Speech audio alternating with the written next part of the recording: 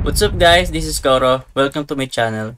Nag-share ako ng opinions ko, experiences at iba pa na related sa crypto, NFT or Web3 projects.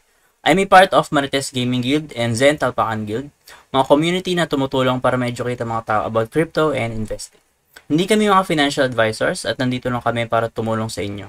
Mandatory pa din na you do your own diligence. So without further ado, let's dive right in. Hello guys, welcome back. Koro nga pala. So for today, ang ating di-discuss is all about Starknet. So yung ecosystem niya, and then kung paano magiging qualified if ever magkakaroon ng Stark token airdrop. So head over tayo sa ating mga steps. So una sa step natin is mag-install tayo ng ArgentX for Starknet wallet. As you can see, ito yung website ni Argent, argent.xyz. So install nyo lang siya. Actually para siyang MetaMask. So wallet lang siya na extension. Sobrang dali lang niya, and syempre guys, itabi nyo yung seed phrase nyo and huwag nyo siyang papakita kahit kanino. After nyo ma-install yung ArgentX and ma-setup yung wallet nyo, ready na kayo sa second step, which is yung mag-bridge tayo ng ETH from ETH mainnet papunta sa Starknet. So you can see guys, ito yung bridging na website ni Starknet, no? Starkgate.starknet.io. So ang kakonect nyo dito is dalawang wallet, which is yung MetaMask nyo na Ethereum mainnet, tapos yung ArgentX wallet nyo na Starknet mainnet. After nyo makonect yung dalawang wallet nyo, pwede na kayo mag-bridge or mag-transfer. So click nyo lang yung transfer.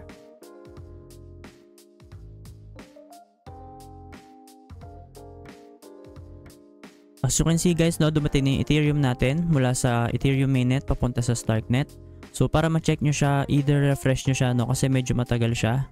Refresh nyo yung page, tapos check nyo rin yung ArgentX wallet nyo. Kasi kanina sa akin, nandito na siya sa mismong website, pero sa wallet is hindi pa dumadating.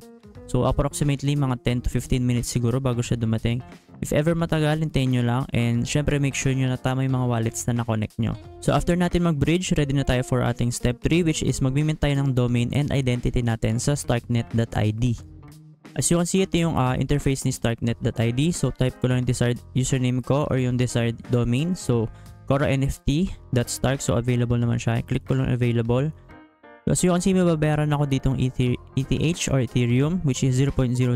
So nakadepende yun kung gano'ng katagal yung years to register mo. So mas maraming years and mas maraming babayaran na Ethereum. And mas konti yung mismong characters or yung letters mo sa username is mas malaking babayaran mo. For example, ang gusto mo is NFT, yung mismong word or mismong username mo. So mas malaking babayaran mo. And nakadepende pa siya if available pa yung mismong username. So click lang natin itong register my domain. And then confirm natin itong transaction natin, no? So as you can see, nakalagay your domain is on its way. So pwede natin siyang view sa Explorer para makita natin if ever mag-success na yung transaction natin.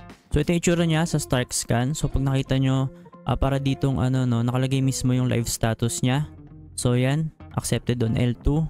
So pagdating niya dito sa dulo, successful na siya or tapos na yung mismong transaction natin. So unlike to sa ibang networks, no, medyo mas mabagal tong si Starknet. Pero yun nga guys, be patient lang and hintayin nyo lang yung bawat transaction. So balik tayo dito sa starknet.id. So punta kayo dito sa my identities. Tapos as you can see, pwede kayong mag-add ng identity nyo dito. Click nyo lang tong plus sign. And then may babayaran tayo network fee na $0.20. And after that, nakalagay na is your identity NFT is on its way. So pwede natin siyang view rin sa Explorer or sa Starknet Scan. So guys, after nyo mag-mint ng domain and then ng identity nyo sa starknet.id, pwede tayo mag-proceed sa next natin, which is sa zklend.com/markets. So ang gagawin natin dito is magsusupply tayo ng ETH. Pwede rin kayo mag-borrow pero optional lang to and hindi ko to gagawin. So ang gagawin ko lang is magsusupply ng ETH. So as you can see, ito yung zklend. So click ko lang to sa under Ethereum, click ko lang yung supply. And then lalagay ko yung supply or yung ETH na pwede kong i-supply. So as you can see, sa akin ang nalagay ko lang is 0.003, which is maliit lang. So enable and supply ETH lang, no?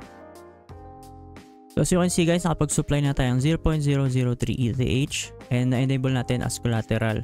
So as you can see, medyo matagal dito sa Starkscan, no? So magpo-proceed na ako sa ating next step. So for our next step is mag-swap tayo ng ETH papuntang USDC. So as you can see, 4 na dApps or 4 na DEX ang gagamitin natin. So pare-pares lang ang step natin. Yung ETH i-swap natin sa USDC.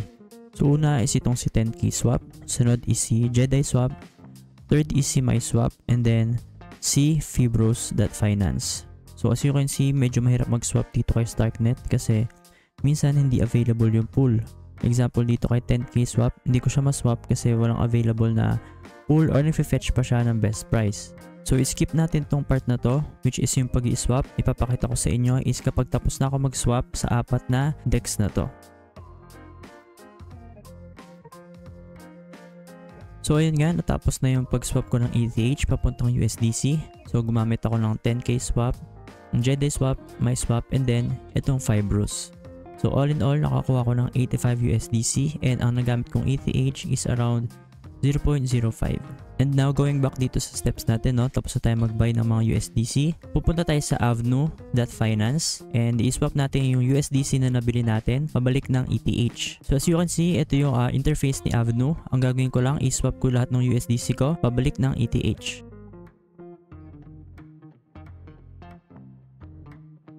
So yun guys, success na yung swap natin ng USDC papunta ng ETH or pabalik ng ETH. So balik tayo dito sa ating steps. So for the step na to is tapos na tayo. Then next natin is mag-mint tayo ng The Quantum Leap NFT. So as you can see guys, ito yung announcement nila, no. So nag-start to kaninang 1 PM. So August 30, 1 PM. So merong 24 hours lang, no, para makapag-mint nitong NFT na to. And kanina nag-announce din sila around 1 hour ago. So nasira yung parang ano nila, yung mismo website kasi sobrang dami nagvi-visit and then nag-overload siguro. So ang ginawa nila is naglagay sila ng delay or i-resume ulit nila yung minting nito sa mga susunod na araw. So pag pumunta ka dito sa website nila, as you can see, nandito rin yung mismong announcement. So ito rin yung mismong minting site nung kanina. So right now, hindi natin to magagawa and i-skip natin tong part na to. Pero guys, dapat bantayan nyo to and dapat ma-mint natin to kasi limited NFT to. So for our next part, which is ito, Stargate.starknet.io ulit. So magbe-bridge ulit tayo, no. And this time, yung Starknet ETH natin, ilalagay ulit natin siya sa mainnet. Actually guys, medyo optional itong part na to. Kasi kung gusto nyo naman i-retain yung ETH nyo dito sa Starknet, is okay lang naman. Pero kasi ako, gusto ko siya ibalik sa ETH mainnet kasi gagamitin ko pa siya for base and linya. And then guys, after nyo yun magawa or na-complete nyo yung mga steps na to, kunyari na-mint nyo na rin tong Quantum Leap NFT, ang next step nyo is mag-continue na kayo ng swap at least once per week, no? Or kung gusto nyo twice or thrice, no? Depende na rin sa inyo. And then syempre, explore nyo yung Starknet ecosystem. So para sa Starknet ecosystem, punta na kayo sa starknet-ecosystem.com. So makikita nyo lahat ng dApps dito na under kay Starknet. So nandyan lahat, no? Meron ding mga ano dito, category. Example, ito for bridging, DAO, DeFi, Digital ID. So pwede nyong gamitin yan lahat and makapag-interact kayo sa maraming contract. So yun lang guys for Starknet, no, guide. And sana nakatulong to sa inyo and sana nagustuhan nyo to. And guys, yun nga, huwag nyong kalimutan itong quantum.starknet/ecosystem.com. So ito yung Quantum Leap NFT nila, limited to. And abangan lang natin kung kailan mag-resume to. Kasi wala silang announcement kung kailan mismo yung araw na i-resume nila yung minting nito. If ever may tanong kayo, mag-leave lang kayo ng comment dito sa ating comment section. Or pwede kayo mag-message sa akin sa TikTok or sa Facebook.